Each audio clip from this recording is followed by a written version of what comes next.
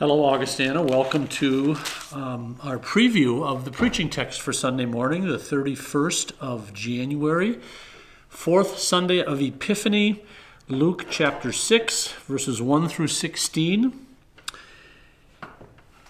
One of the things that I find to be helpful is to, when you start a new chapter, to see how the previous chapter ends. And I think it's not a coincidence the way Luke writes his narrative, that chapter 5 ends this way based on what we will hear in chapter 6. It's the parable he tells at the end of chapter 5. I think that's interesting. No one tears a piece from a new garment and sews it on an old garment. Otherwise, the new will be torn, and the piece from the new will not match the old. And no one puts new wine into old wineskins. Otherwise, the new wine will burst the skins and will be spilled, and the skins will be destroyed. But new wine must be put into fresh wineskins. And no one after drinking old wine desires new wine, but says the old is good. I'm not sure what verse 39 is all about, but the parable about the garment and the new wine in old wineskins is actually precisely what is going to be happening here in chapter 6 as Jesus confronts some of the Pharisees about how do we understand the third commandment. So the text is, one Sabbath while Jesus was going through the grain fields, his disciples plucked some heads of grain, rubbed them in their hands, and ate them. But some of the Pharisees said, "Why are you doing what is not lawful on the Sabbath?" Jesus answered, "Have you not read what David did when he and his companions were hungry? He entered the house of God and took and ate the bread of the presence, which it is not lawful for any but the priests to eat, and gave some to his companions. Then he said to them, 'The Son of Man is Lord of the Sabbath.'" On another Sabbath he entered the synagogue and taught, and there was a man there whose right hand was withered. The scribes and the Pharisees watched him to see whether he would cure on the Sabbath, so that they might find an accusation against him. Even though he knew what they were thinking, he said to the man who had the withered hand, "Come and stand here." He got up and stood there. Then Jesus said to them, "I ask you, is it lawful to do good or to do harm on the Sabbath, to save life or to destroy it?"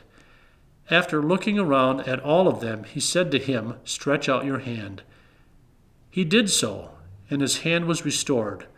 But they were filled with fury and discussed with one another what they might do to Jesus. Now during those days he went out to the mountain to pray, and he spent the night in prayer to God. And when day came, he called his disciples and chose 12 of them, whom he also named apostles: Simon, whom he named Peter, and his brother Andrew, and James, and John, and Philip, and Bartholomew, and Matthew, and Thomas, and James, son of Alphaeus, and Simon, who was called the Zealot, and Judas, son of James, and Judas Iscariot, who became a traitor. There's really two parts to the text today.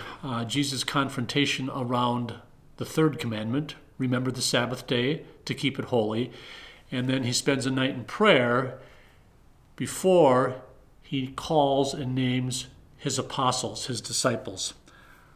I'm going to focus on the first part of the story, verses 1 through 11.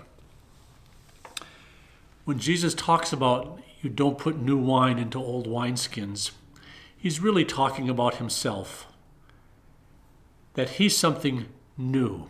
He's a new revelation. He's a new way for us to understand how God is at work in the world. And in our text for Sunday morning, it's all about this commandment, remember the Sabbath day to keep it holy. And what's at issue here is the religious leaders are adhering to that commandment and to what the commandment says to the letter of the law.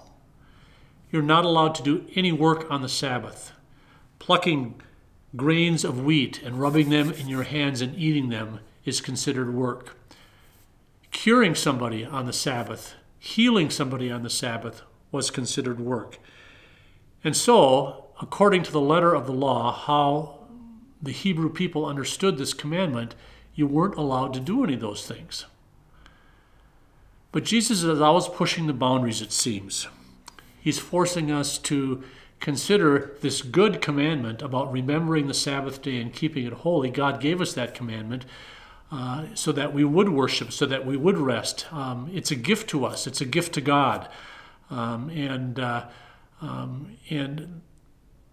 it's important for us to observe the commandment because it gives life.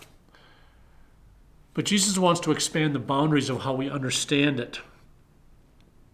And the one common denominator between these two stories, these two examples that Luke gives as Jesus confronts the Pharisees around this commandment, is it has to do with human relationships, about meeting real needs, about being hungry and feeding someone, about curing and healing somebody. And he asks that pointed question with the man with the withered hand. He says, is it lawful to do good or to do harm on the Sabbath, to save life or destroy it?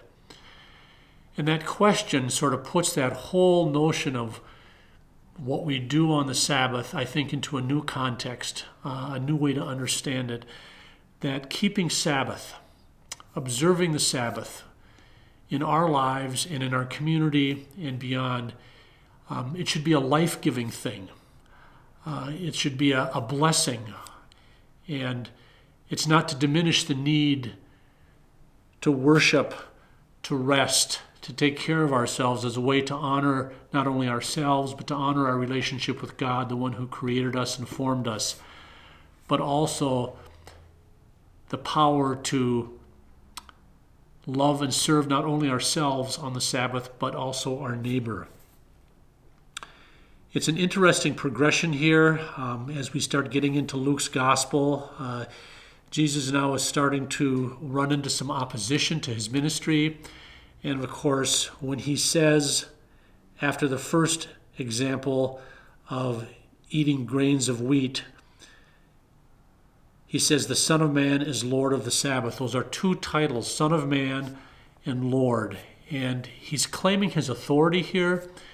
He's helping us as his hearers and also the hearers of this story to understand that he does indeed have the power to look at the Sabbath that way because he has authority to do it. He's identifying himself as the Lord, as God. And when he refers to the story of David and his men going in and eating the bread of the presence, he's also linking himself back to King David, the most important king in the monarchy of the Hebrew people, and the one through whom the promised Messiah was supposed to come.